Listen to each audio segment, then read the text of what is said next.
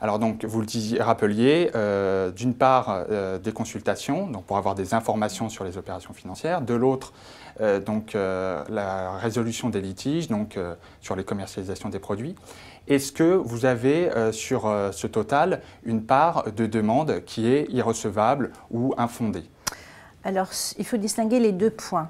Les demandes irrecevables touchent aux questions qui ne sont pas de la compétence de l'autorité des marchés financiers. Il s'agit de l'assurance vie, du domaine purement bancaire, par exemple tout ce qui touche le fonctionnement du compte de dépôt, le crédit, ou des questions qui touchent à l'interprétation de la loi fiscale.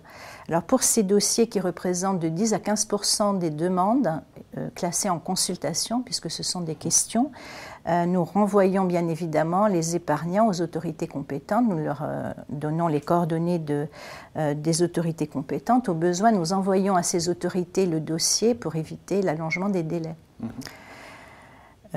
Ce qui est infondé, c'est lorsque l'épargnant considère avoir des griefs envers son intermédiaire financier, demande une médiation, et à notre sens, après analyse des éléments qui nous sont envoyés, nous considérons qu'il n'y a pas lieu d'engager une procédure de médiation, il n'y a pas suffisamment d'éléments pour interroger l'établissement financier.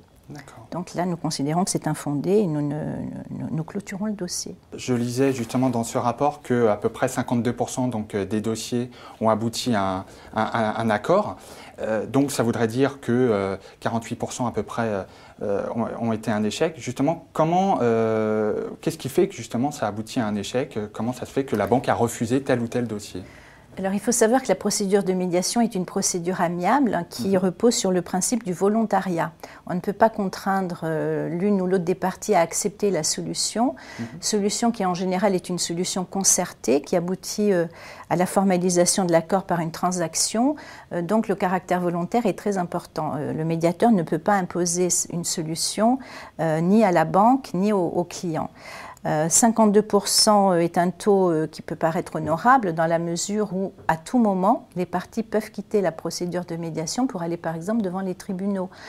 Ça peut être le cas lorsque le client estime que l'indemnisation qui lui est proposée n'est pas suffisante ou que la banque estime, au contraire, que la demande du client est excessive et ne peut pas aller jusqu'à cette somme.